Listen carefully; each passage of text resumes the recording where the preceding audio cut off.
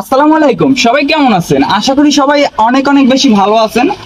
আপনারা ইতিমধ্যে অবগত আছেন যে আমরা লাফাদি ভাই ব্রাদার্সের উদ্যোগে ইউসুফ ভাইকে কিছু আর্থিক সহায়তা কালেকশন করছি। আমরা টোটাল 31,500 টাকা তাদের ফ্যামিলির কাছে হস্তান্তর করতে পারছি। তো বিগত দিনে আসলে আপনারা অনেকেই আমার কাছে অনেক অনেক SMS করতেছেন, কেউ কেউ কমেন্ট করতেছেন যে ইউসুফ ভাইয়ের আসলে আপডেট কি, তার কি অপারেশন সাকসেসফুল হয়েছে? হ্যাঁ ভাই, তার অপারেশন সাকসেসফুল হয়েছে, অনেকেই জানেন, কিন্তু আমার ভিউয়ার্স যারা আছেন তারা আমার কাছ থেকে কোনো আপডেট পান নাই, সেজন্য আমাকে বারবার জিজ্ঞেস করতেছেন। এখন কথা হচ্ছে ভাই, বিগত দিনে 26 তারিখের শনিবার সকাল 8টায় তাকে অপারেশনে নেওয়া হয়েছে এবং দুপুর 3টার দিকে তার অপারেশন সাকসেসফুল হয়েছে। 7 ঘন্টা তার অপারেশন চলতি রয়েছিল। তো আসলে তার ফ্যামিলির সাথে তাকে দেখা করানো হয়েছে এবং তারপরে আবার পঙ্গু হাসপাতালের 4 তলায় তাকে অবজারভেশনের জন্য রাখা হয়েছে।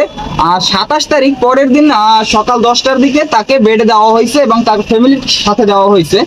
এখন আপনারা অনেক অনেক প্রশ্ন করতেছেন আমাকে যে তার কি আসলে আর্থিক সহায়তার এখনো দরকার আছে কিনা। দেখেন, তার মেরুদণ্ডের হাড় ভেঙে গেছিল, সেখানে প্রায় 9টা স্ক্রু লাগানো হয়েছে এবং তার পেটের পাশে যে খেঁচায় প্রায় 6টা স্ক্রু লাগানো হয়েছে। এখন হ্যাঁ ভাই, তার আর্থিক সহায়তার এখনো অনেক অনেক দরকার আছে, কিন্তু আমরা এখন আর আর্থিক সহায়তা কারো কাছ থেকে নিতেছি না বা কালেকশন করতেছি না, কারণ আমাদের আর্থিক সহায়তা কালেকশন কিন্তু আমরা শুক্রবারে স্থগিত করে ফেলছি। এখনো যদি কেউ তাকে সহায়তা করতে চান, সেক্ষেত্রে দেখতেছেন ক্যাপশনে তার একটা ফ্যামিলি নাম্বার আমি দিয়ে রেখেছি। আপনারা যদি কেউ আর্থিক সহায়তা করতে চান তাহলে ওই নাম্বারে যোগাযোগ করেন, তার ফ্যামিলির সাথে কথা বলেন, তারপর যদি আপনার মনে হয় যে আপনার সহায়তার দরকার আছে তাহলে সহায়তা করেন। আর কথা হচ্ছে যে ইউসুফ ভাইয়ের জন্য বিগত দিনে আমরা কাজ করব কিনা, আরো এরকমের প্রশ্ন আমরা অনেক অনেক পাইছি।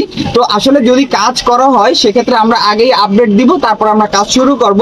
তবে মনে হয় না শীঘ্রই তাকে নিয়ে কোনো কাজ করা হবে।